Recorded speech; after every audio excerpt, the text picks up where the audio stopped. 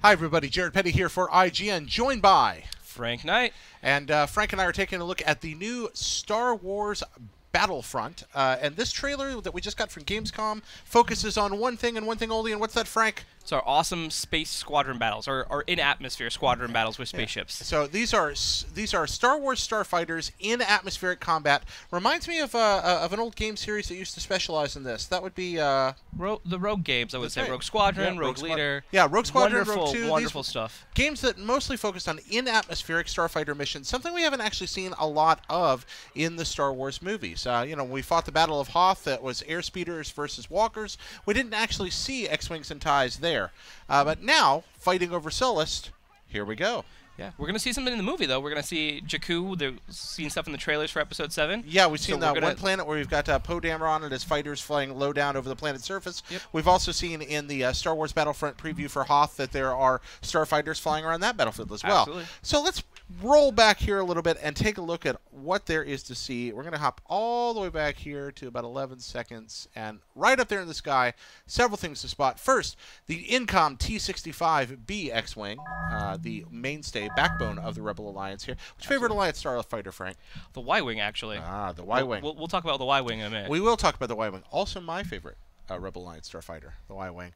Now, several other things to spot here. The Imperial Star Destroyers there in the center of the frame, but also off in the corner, 3 different Rebel ships in the top left corner visible. On the far left, the MC-80 Star Cruiser. Below that, the profile of a Nebulon B escort frigate, and a little beyond that, a Corellian Corvette there off in the distance. And we haven't actually seen a lot of... I don't think we'd seen a Star Cruiser before now. If we haven't, I hadn't spotted it. I hadn't noticed it, so this is proof that the rebels are here in their full power. Full power. We're over Sullust, so one would imagine that they're taking. This is a big, important battle. Well, what are the reports of the rebel fleet massing near Sullust? I mean, there is something to that. So, all right, we cut ahead here just a little bit. Oh, and here we have taking off a Lambda class shuttle. Yeah, this is the wonderful thing that our team used to sneak onto Endor and Jedi. That's right. We have stolen a small Imperial shuttle. So we've got that. We've also got the familiar defense towers, and then off to the right, a very familiar-looking satellite dish. Where have we seen something similar before? Once again, this is Endor, right? This is what broadcasts the shield that covers the Death Star in Jedi. Right. So this is a shield generator broadcast antenna. Question is, what is it shielding? Yeah, what is it shielding? Perhaps a Rebel base, an Imperial one. And I love this right here. This shot where it just all mixes up really reminds me, again, of Return to the Jedi, and that scene where the TIEs come barreling in on the Rebel fleet. Do you remember that? And everyone just breaks into madcap combat. Yeah, and the wonderful space battle there. Absolutely. That's a great space battle. I really enjoy that a lot. So now let's take a look at the bottom of the screen and look at some There's all kind of HUD information right, here. Let's talk about that. Frank, let's break that down. Let us know what we're seeing here. So on the right side, we have our special abilities. So for the different ships, they're all going to have different kind of things. So our X-Wing, a la cannon, has shields and seeker missiles. Yeah, proton torpedoes. Proton torpedoes. Right. They're heat-seeking in this game, so you can lock onto it, and they'll track your opponent down, shoot them down, much easier than just using the reticles and the blasters. Very similar to the old... Oh, sorry, I interrupted you. Very similar to the old TIE Fighter X-Wing type games. Absolutely. Yeah. There's a couple other similarities, I think, here.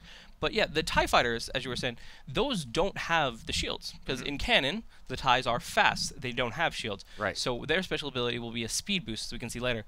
And a la X-Wing, there's a little gauge right underneath our X-Wing fighter right here where you can actually shift your energy on the ship from either boosting speed, which is yellow, or red, which is targeters, and allows you to shoot for a longer duration without your blasters overheating. Okay. So you have to constantly juggle between how much you're putting into your engines, how much movement speed you have, and your supply of ammunition at that particular moment. Absolutely. If you slow down, you can shoot for longer, but at the same time, you're a slower target. You can be easily hit by all the other ships flying around. And again, that throws back to the X-Wing and TIE Fighter games, which required you to constantly juggle energy through your weapons, shields, and engines. And it looks a little bit like that. And below that, we think we have a life bar there because we see a hit happen later on. Pretty simple life bar. And we're actually seeing pop up right here on the lower left, the little image of the X-Wing. This is the evasive maneuvers he's activating. Right. So as we see, as we watch through it, he pulls a little loop-de-loop, and that is his using of his cooldown evasive maneuvers. So he's got a little bit there. And we hopped into the cockpit here. Good-looking X-Wing cockpit, including that weird little star thing in the center that I never could quite figure out what it did. Moving on a little bit farther here, I love this, or well, actually we're going to back up for a second during that maneuver. See the moon up in the sky above you there? I really like that. That's really a neat little feature there in the sky. So we cut away here to about There's the land, and here we have a TIE LN and the Lambda, and then behind it a TIE Interceptor. Now, difference between the TIE LN and TIE Interceptor, Frank? What do we? TIE Interceptors are a lot faster, and they have quad blasters, Right. right? Each one of those little prongs at the end of their wings has their own little blaster built on them. And we're actually going to get a tight shot of that later. Yep, quicker. And here we have a tag marked Defend. The Imperial mission here is to defend this particular shuttle. The Rebel mission is to destroy it. So you're coming after that Lambda. Now, the Lambda class shuttle is actually, in canon, a fairly durable and well-defended ship. It's not really easy to shoot down. So I imagine that'll be reflected here as well in what we have going on. These are massive dogfights, though. So they're 10 on 10 plus AI. Yeah. So there's 20 Rebel fighters shooting at that Lambda class shuttle. So hopefully 20 X-wings can take it down. Now we look here and we see, oh yeah, a single X-wing can if it gets the right angle on it and get around its guns.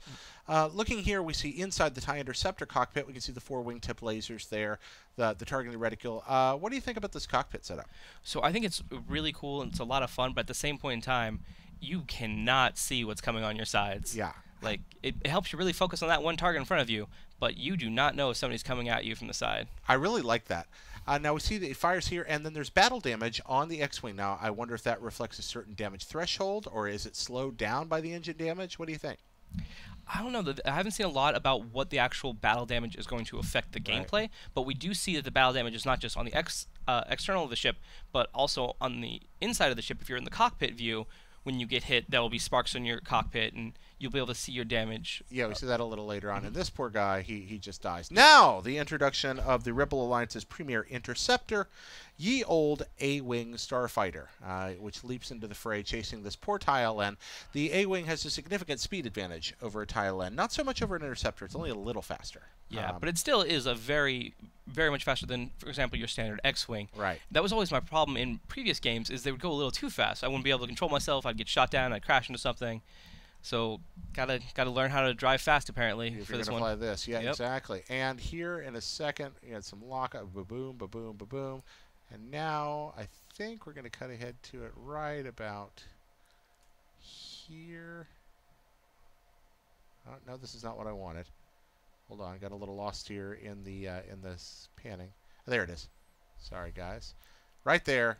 Lock on, and there's those concussion missiles. Yeah. See, I'm launching out of the front. So the that's lock the on lock-on is feature great we were because talking it about. puts a red reticule on your target. So if they fly off, it makes it a little bit easier to differentiate this ship from the other 20 TIEs that are going to be flying around in one of these levels. So these definitely seem like very chaotic levels. Absolutely, but which I love. Ridiculously fun. Well, I mean, you think about a real dogfight. A dogfight's going to be chaotic. I mean, Star Wars is based largely, Star Wars combat is based on World War II. And now here we have a TIE Interceptor chasing the A-Wing, and we're about to have right behind them. Whoop, the wonderful first reveal of the there trailer. it comes. Ah, we know that ship. What's that? There we go. The Millennium Falcon, everybody's favorite smuggling vessel. Right, so here Highly comes the customized. Millennium Falcon, and the Millennium Falcon's in a evasive maneuver right there. You can see its cooldown monitor. And look, it's got more abilities. It's got all kinds of stuff going on over there. So the Millennium Falcon is one of the hero class ships for this game. So in addition to, for example, the X-Wing shields and concussion missiles, this also has the speed boost that the TIE fighters have. So this has all 3 abilities all in one. Being the fastest hunk of junk in the galaxy. Exactly. It has to be faster, more well-armed, everything. Yeah, just cooler than all. Now, Frank and I, we have some debate here. You see there's a targeting reticule here on the front of the Millennium Falcon. Now, each of us have canonical sources to back us here. Frank, why don't you go first? So I really love the Millennium Falcon. It's in this, however, it's a little odd that you are both piloting and shooting the Millennium Falcon, because we all remember those wonderful scenes in the original trilogy where people had to hop in the gun rails and take control of those turrets. Yeah.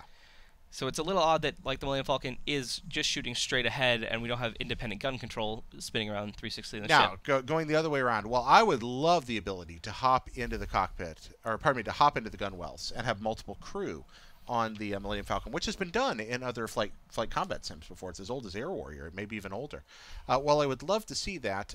There is also a precedent for this in Star Wars A New Hope, where Han Solo and Chewbacca pursue the single TIE fighter toward the small moon near the ruins of Alderaan and are pulling up behind it, and do not send anybody to the gun well because apparently they can fix the guns forward and fire from there. And of course we have the concussion missile attack of Return of the Jedi on the center of the Death Star. So my assumption is, as they're approaching it, the reason they're almost in range is they're almost in range of the concussion missiles. Yeah, but why would you waste a concussion missile on a TIE fighter? because one shot, way Now there's easier. that. All right. Speaking of one shot, Laziness. there we go. So the Falcon takes out the objective for the mission, and that's the. Oh wait, no, it's Oh, not because. Slave One. Yeah. Boba Fett's awesome little custom bounty hunter ship. Really weird spaceship. I really like the design. Our friend Sam Claiborne likes to point out it's the most impractical ship in Star Wars. It's like, Well, especially in in-air combat, right? Yeah, Like, I mean, if you're floating around space, whatever, you can fly like a vertical coffin of doom. Yeah. But it's really weird because we see it takes off horizontally Yeah. in Empire. Like, theoretically, you should be able to fly that like a normal-looking ship in atmosphere, but they're going completely vertical on this. Very intriguing, and that's going to be the hero ship for the Imperials. right. So if you find if you're flying around in a TIE fighter and you find the amazing hero pickup, suddenly you'll have Slave One to just beat on people with. So again, Falcon versus Slave One. My money's on the Falcon, but whatever. Slave One's pretty cool. So anyway, guys, that's our Rewind Theater for the Star Wars Battlefront air-to-air combat trailer. Let us know what you think about what you're seeing here. Are you interested in playing in this mode? What else did you spot that we missed? Put it in the comments. And for everything in a galaxy far, far away, where should they be, Frank? Keep it locked on IGN. Bye-bye.